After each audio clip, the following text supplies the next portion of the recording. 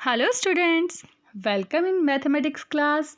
तो हम डिस्कस कर रहे हैं lesson 7। Can you see the pattern? क्या तुम पैटर्न देख सकते हो? स्टूडेंट्स, पिछली वीडियो में भी हमने संख्याओं के कुछ पैटर्न के बारे में जाना था। तो आज की वीडियो में भी हम संख्याओं के कुछ और पैटर्न के बारे में जानते हैं। बच्चों, आपकी बुक के पेज नंबर 110 पर दे रखा है बूझो मेरी संख्या। बन्नू और विनोद दिख रहे हैं आपको। बन्नू और विनोद किसी सोची हुई संख्या के बारे में संकेत लिखकर अंदाजा लगाने का खेल खेल रहे थे। दोनों एक दूसरे की सोची गई संख्या का संकेत द्वारा पता लगाने की कोशिश कर रहे थे। क्या तुम उनकी सोची हुई संख्याओं का पता लगा सकते हो? तो बच्चों, सोचो जरा कि ये दोनों ऐसी क्या संख्याएं सोच रहे होंगे।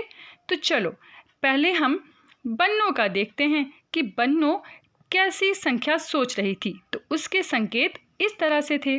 पहला संकेत उसने ये दिया कि यह नंबर 100 के आधे से बड़ा है।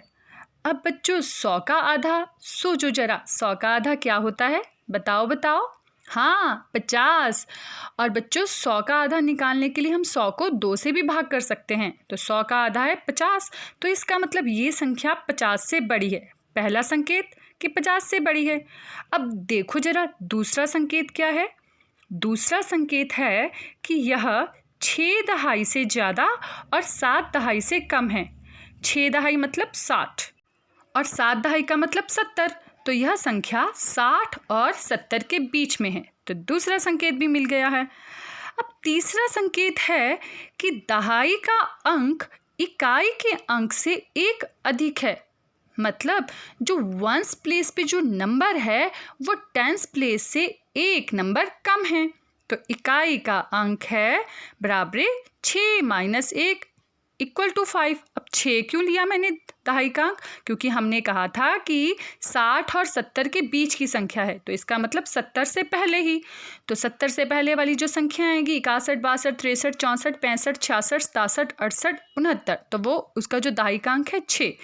अगला संकेत है कि संख्या के अंकों का जोड़ 11 है। तो बहुत ही आसान, क्योंकि इकाई का अंक हमें पता लग गया है 5, तो दहाई का अंक क्या था? 6। तो इसका मतलब संख्या 65। और जब आप इकाई और दहाई के अंकों को जोड़ेंगे तो 6 + 5 = 11।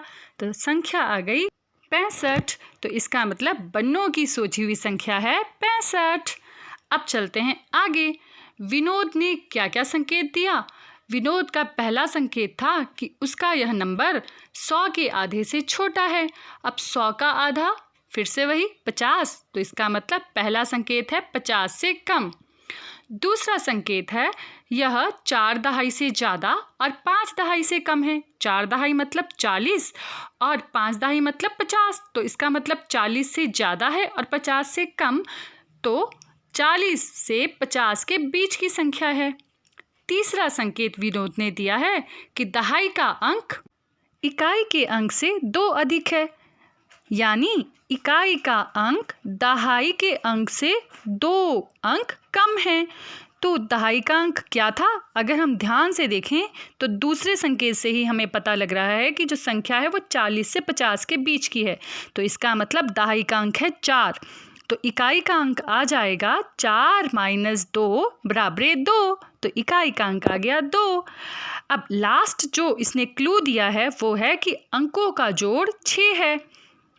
हमें पता लग चुका है ऊपर की क्लू से कि इकाई का अंक आ गया है, कितना आया है? 2। और दहाई का अंक कितना है? 4। तो 4 + 2 कितना होता है? 6। तो संख्या आ गई है 42। तो विनोद की सोची हुई संख्या है 42। अब है संख्याओं का जादू। तो आओ जरा हम कुछ संख्याओं का जादू देखते हैं। तो बच्चों, पहले कोई एक संख्या सोचो, कोई सी भी सोच लो। जैसे मैंने जो संख्या ली है वो ली है 25। तो मैंने यहाँ पर लिख लिया है 25। अब इस संख्या को 2 से गुना करना है, यानी दुगुना। तो 25 × 2 = 50। अब इसे 5 से गुना करो। तो 50 × 5 = 250। गुना करके भी देख लो।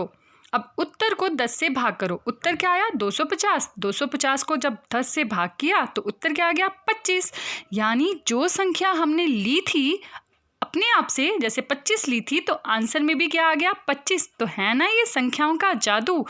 अब बच्चों आपने इसी तरह से इनमें भी संख्याएं भरनी है और जैसे जैसे इंस्ट्रक्शन दी है उस तरह से करके आपने देखना है कि आपके आंसर में क्या आ रहा है। जो संख्या सोची थी कि आंसर में वही आ रहा है तो इसे आप स्वयं अपनी कॉपी पे करेंगे। अब आगे है कि दी गई संख्याओं में पैटर्न को ढूंढो और आगे बढ़ाओ। बच्चों यहाँ पर आपको कुछ संख्याएं दिख रही होगी, इसमें कुछ पैटर्न ढूंढो। तो चलो पहले इसे देखते हैं कि इसमें क्या पैटर्न बन रहा है, करके देखें। आप भी मेरे साथ करिए।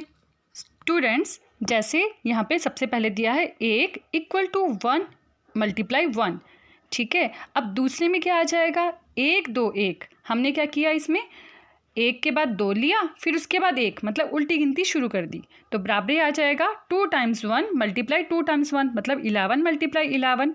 उसके बाद हमने क्या किया, तीसरे नंबर पे 1 2 3 2 1। देखो हमने नंबर बढ़ाना शुरू कर दिया है, 1 2 3, 3 के बाद उल्टी गिनती शुरू की तो ये इक्वल टू आ जाएगा 3 × 1 × 3 × 1, 111 × 111। उसके बाद आ जाएगा 1 2 3 4, फिर उल्टी गिनती 3 2 1 बराबर 4 × 1 × 4 × 1। इसी तरह से इसी पैटर्न को अब आगे बढ़ाते जाओ। समझ आ गया? तो अब आ जाएगा 1 2 3 4 5, 4 3 2 1 बराबर 5 × 1 × 5 × 1। इसके बाद आ जाएगा 1 2 3 4 5 6, 5 4 3 2 1 इक्वल टू 6 × 1 × 6 × 1। तो देखा कितना अच्छा पैटर्न ये बन रहा है। तो इसी पैटर्न को आप आगे बढ़ाते जाओ। आज के लिए इतना ही। Thank you.